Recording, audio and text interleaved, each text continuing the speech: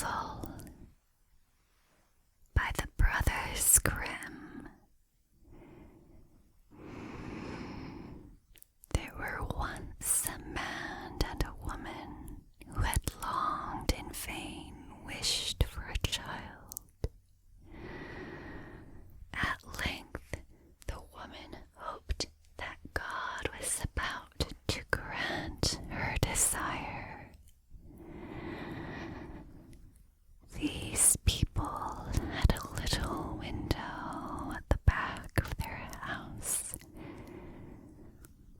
from which a splendid garden could be seen, which was full of the most beautiful flowers and herbs. It was, however, surrounded by a high wall, and no one dared to go into it because it belonged to an enchantress who had great power and was dreaded by all the world. One day the woman was standing by this window and looking down into the garden when she saw a bed which was planted with the most beautiful rampion, and it looked so fresh and green that she longed for it and had the greatest desire to eat some. This desire increased every day, and as she knew that she could not get any of it, she quite pined away and looked pale and miserable. Then her husband was alarmed and asked, "What ails you, dear wife?" "Ah," she replied, "if I can't get some of the rampion which is in the garden behind our house to eat, I shall die." The man who loved her thought, "Sooner than let your wife die, bring her some of the rampion yourself. Let it cost you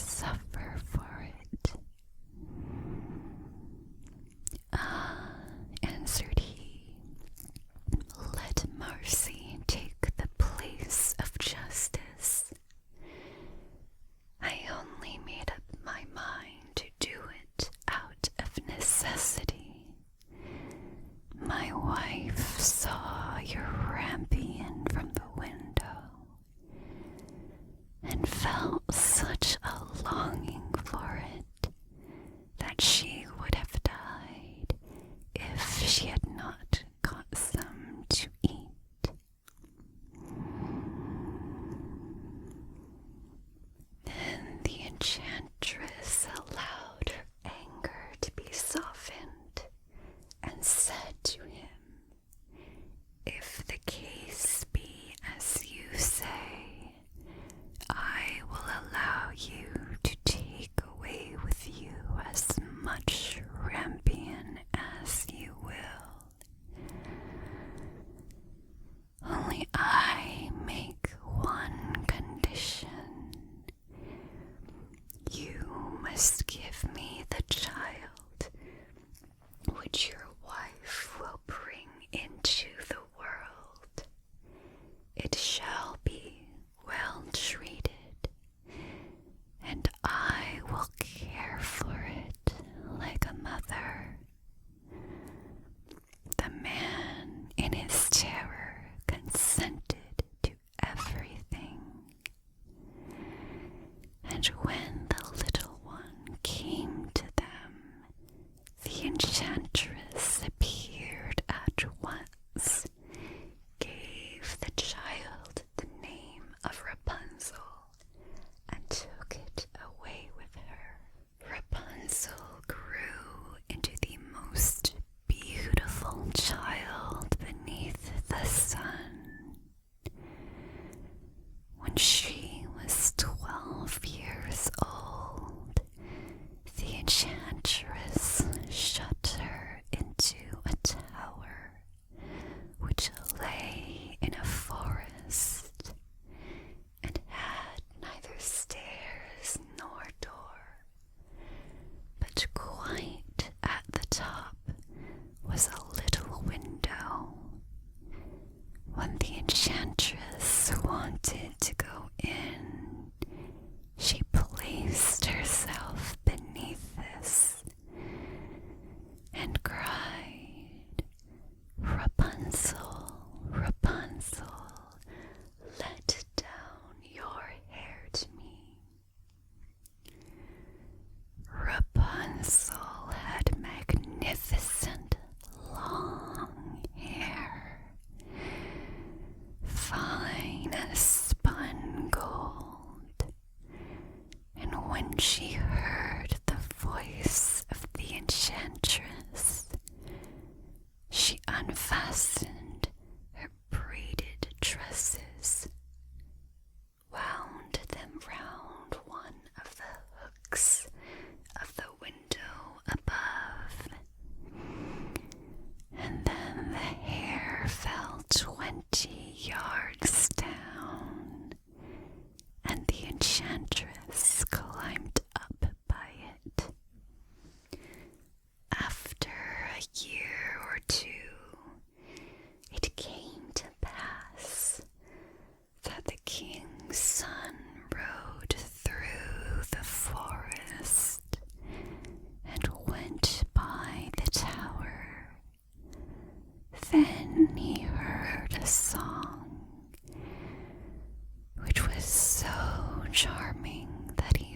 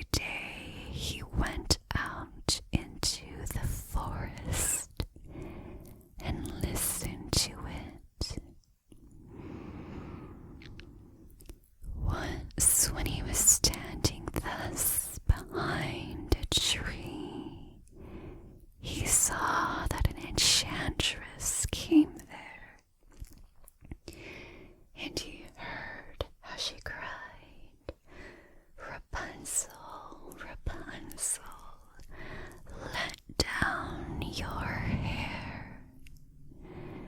Then Rapunzel let down the braids of her hair, and the enchantress climbed up to her. If that is the ladder by which one mounts, I for once try my fortune, said he. And the next day, when it began to grow dark, he went to the tower and cried, Rapunzel, Rapunzel, let down your hair. Immediately the hair fell down, and the king's son climbed up. At first, Rapunzel was terribly frightened. When a man such as her eyes had never yet beheld came to her. But the king's son began to talk to her quite like a friend, and told her that his heart had been so stirred that it had let him have no rest, and he had been forced to see her. Then Rapunzel lost her fear, and when he asked her if she would take him for a husband, and she saw that he was young and handsome, she thought, he will love me more than old Dame Gothel does. And she said yes, and laid her hand in his. She said, I will willingly go away with you, but I do not know how to get down. Bring with you a skein of silk every time that you come, and I will weave a ladder with it. And when that is ready, I will descend, and you will take me on your horse. They agreed that until that time he should come to her every evening, for the old woman came by day. The enchantress remarked nothing of this until once Rapunzel said to her, Tell me, Dame Gothel, how it happens that you are so much heavier for me to draw up than the young king's son. He is with me in a moment. Ah, you wicked child, cried the enchantress. What do I hear you say? I thought I had separated you from all the world, and yet you have deceived me.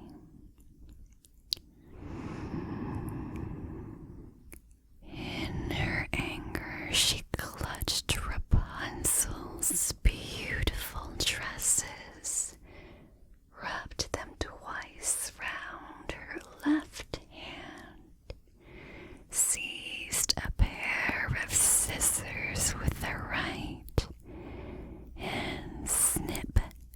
snip, they were cut off, and the lovely braids lay on the ground. And she was so pitiless that she took poor Rapunzel into a desert, where she had to live in great grief and misery. On the same day, however, that she cast out Rapunzel, the enchantress in the evening fastened the braids of hair which she had cut off to the hook of the window. And when the king's son came and cried, "Rapunzel, Rapunzel, let down your hair," she let the hair down. The king's son ascended, but he did not find his dearest Rapunzel above, but the enchantress, who gazed at him with wicked and venomous looks.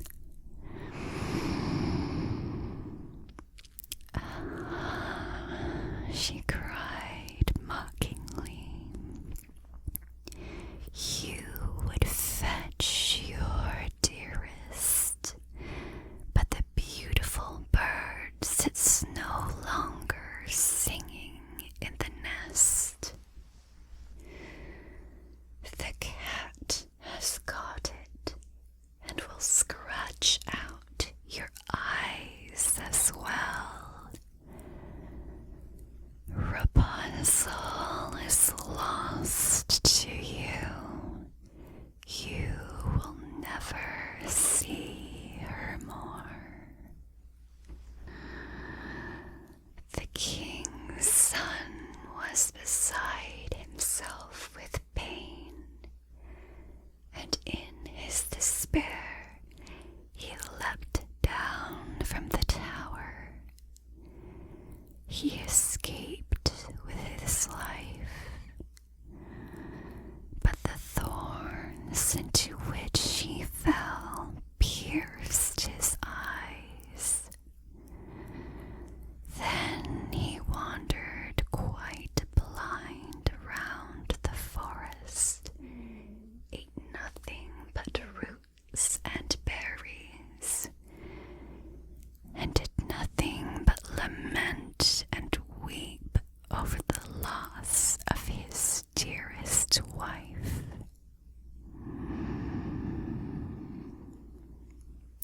Thus he roamed about in misery for some years, and at length came to the desert where Rapunzel lived in wretchedness. He heard a voice, and it seemed so familiar to him that he went towards it. And when he approached, Rapunzel knew him and fell on his neck and wept. Two of her tears wetted his eyes, and they grew clear again, and he could see with them as before. He led her to his kingdom, where he was joyfully received, and they